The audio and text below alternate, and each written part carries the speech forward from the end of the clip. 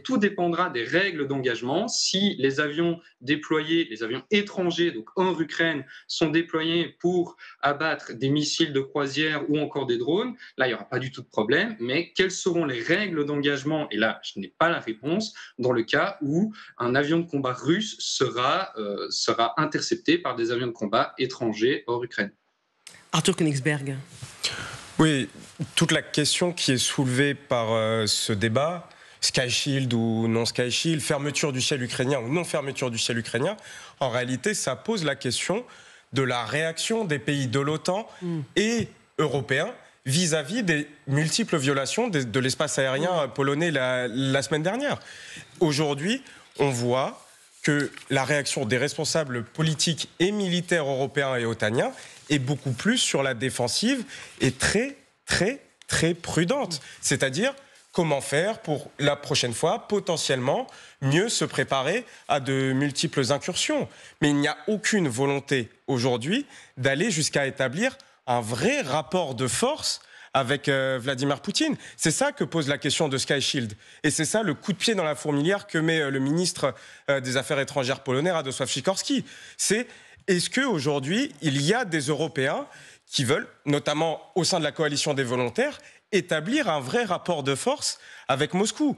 Donc, ce n'est pas que renforcer le flanc oriental de l'Europe sur sa défense antiaérienne et se préparer à de multiples incursions de drones, voire de missiles potentiellement. C'est en Ukraine, comment faisons-nous pour protéger les populations civiles ukrainiennes, permettre à l'armée ukrainienne de se concentrer sur le flanc oriental de son pays, cette fameuse ligne de front. Et aujourd'hui, les Européens ont un vrai argument. C'est-à-dire que les drones qui volent dans le ciel ukrainien violent leur propre espace aérien, en Pologne, en Roumanie, mais on l'a vu également dans les États baltes. Donc il y a aussi un enjeu de souveraineté aujourd'hui pour les Européens. Mais tout ce qui est soulevé, c'est cette question du rapport de force et de la posture dans laquelle nous voulons nous mettre vis-à-vis du Kremlin.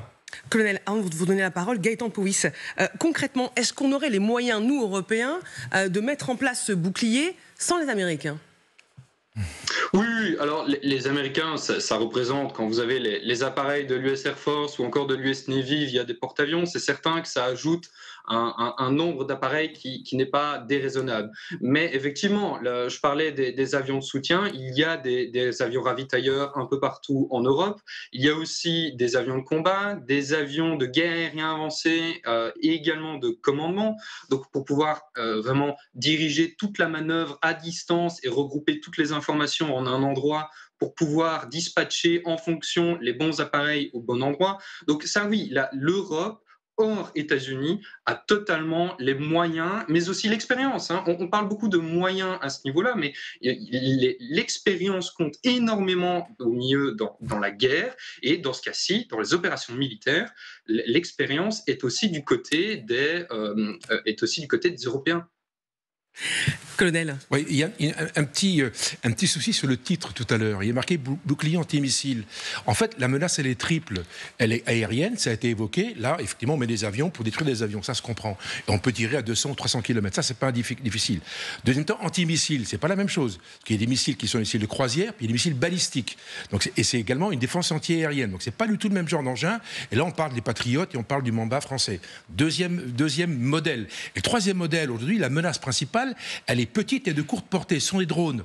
Un drone, il ne se tire pas à 800 km. On va dire qu'il a court. Alors, les drones vont quand même relativement loin, mais il faut qu'ils descendent. Donc, en fait, ils sont faciles à identifier, d'autant qu'ils sont en essaim. Ils sont rarement tout seuls, pour faire court. Donc, en fait, il faut un autre moyen. Donc, en fait, il faut 3 moyens différents. Il faut un avion pour éviter qu'un missile tire sur un drone qui vaut 10 000 euros.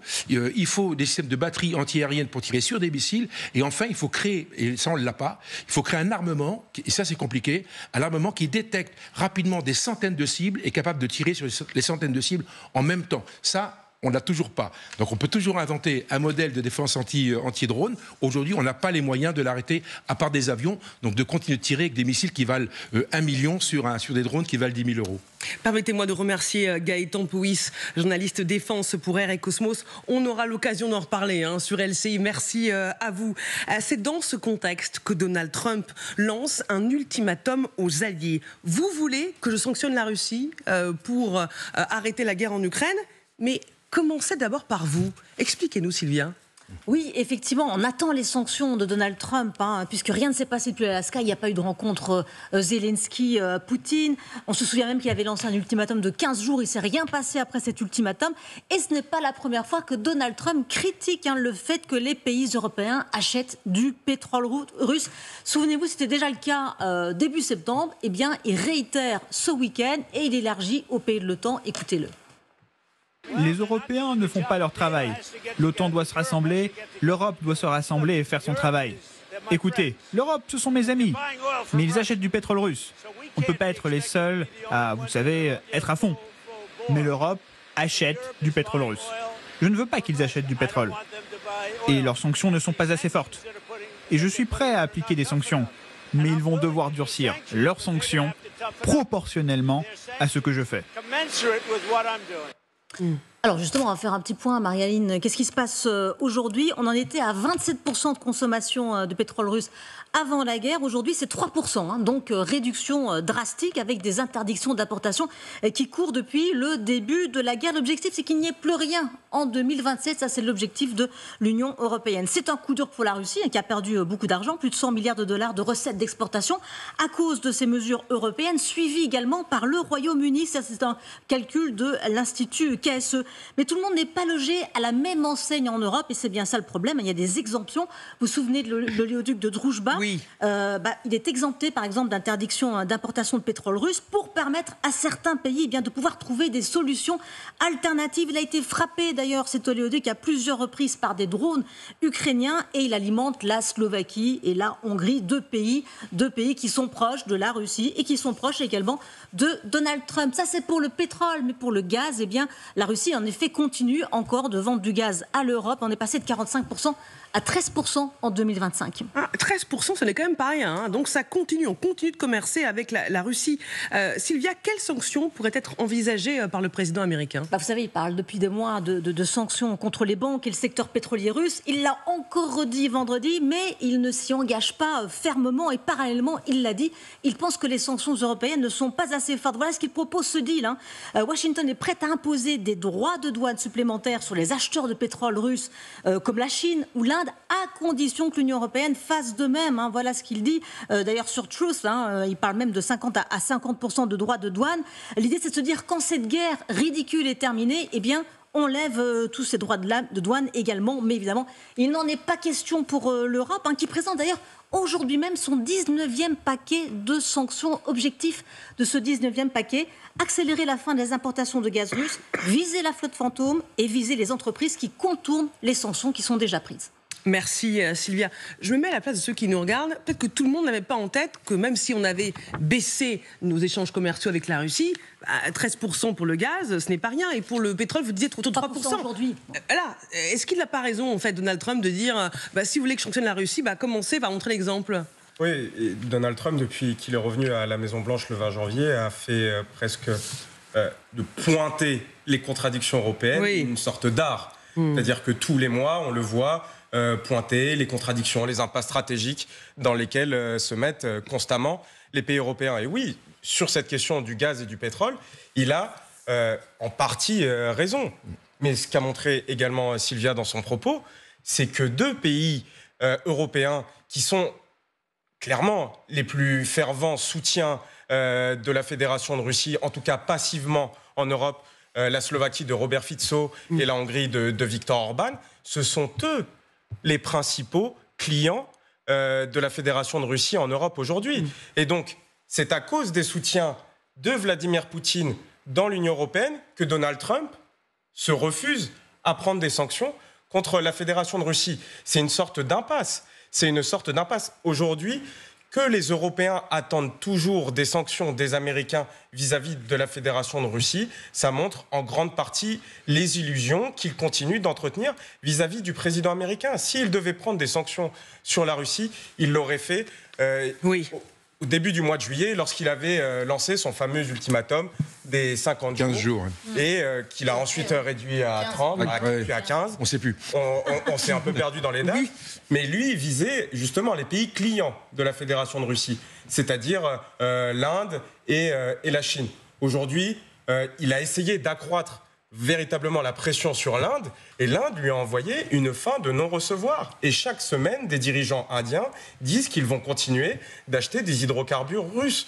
Donc effectivement, que les Européens continuent de s'arc-bouter et d'attendre de Donald Trump des sanctions vis-à-vis de la Fédération de Russie, c'est une impasse. L'OTAN est en guerre avec la Russie venant du Kremlin. Ce n'est pas la première fois. Claire Cambier, c'est ce qu'a rappelé Jérôme Garraud. Mais ça n'a rien d'anodin dans un contexte de tension accrue entre la Russie et l'OTAN. Oui, exactement. Après, on a vu à chaque fois, la Russie a posé des lignes rouges qui ont à chaque fois été dépassées. Et il y a toujours la crainte, est-ce que les pays alliés doivent fournir des missiles à longue portée, par exemple. Ça avait même commencé simplement, est-ce qu'on doit fournir des blindés. À chaque fois, finalement, les alliés y sont allés et on a bien vu qu'il n'y avait pas de conséquences en dehors de l'Ukraine pour l'Europe ou pour les pays de l'OTAN. Donc, c'est une menace auquel on est habitué. Colonel. Vous savez, pour faire la guerre, il faut un ennemi miroir. Et ce qui est très intéressant avec les Russes aujourd'hui, c'est qu'en fait, ils se créent un ennemi. D'ailleurs, c'est dans le discours, c'est dans le narratif de Poutine depuis les années 2000, depuis 2007, depuis son grand discours à Munich, où en fait, il se crée un ennemi miroir, c'est l'OTAN. Donc en fait, aujourd'hui, avec nos mouvements sur la frontière, etc., l'ennemi miroir apparaît. Donc ça, ce message est adressé à qui? À son opinion publique. En disant, on ne fait pas la guerre comme ça pour faire plaisir, pour s'amuser en Ukraine, on se fait la guerre parce qu'on est attaqué par l'OTAN. D'ailleurs, vous voyez ce qu'ils disent, etc., etc. Donc, un ennemi miroir, premier point, et de taille suffisante. Pas un ennemi miroir microscopique, un ennemi miroir qui ressemble à ce que vous êtes vous-même. Premier point, donc vous crédibilisez la montée en puissance, les investissements, les privations, etc., etc.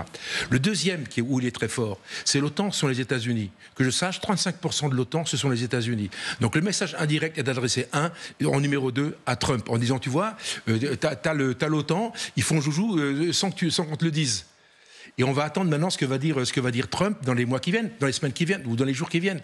Encore une fois, j'aimerais ce message de Rutte hier, qui est le patron de l'OTAN, qui a dit très concrètement que les villes européennes étaient menacées par les missiles russes. Donc on voit que c'est vrai qu'on a une rhétorique aujourd'hui, je dirais européenne, qui est pro-otanienne, parce que gros parapluie, il ne faut pas qu'on en sorte. Et puis le deuxième point, on dit, il faut y aller, on va créer une no-fly zone, des choses, etc., etc. Mais qu'a dit le père spirituel qui est Trump, jusqu'à nouvel ordre, à moins qu'il ait quitté l'OTAN, je ne suis pas tout à fait sûr. Donc, vous voyez, vous avez un double discours qui est extrêmement adroit et très politique quelque part. Arthur Königsberg.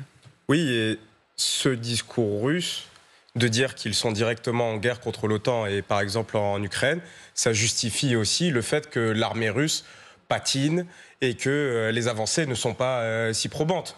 Parce qu'effectivement, aux yeux des Russes, c'est justifiable parce qu'on connaît le mastodonte otanien, etc.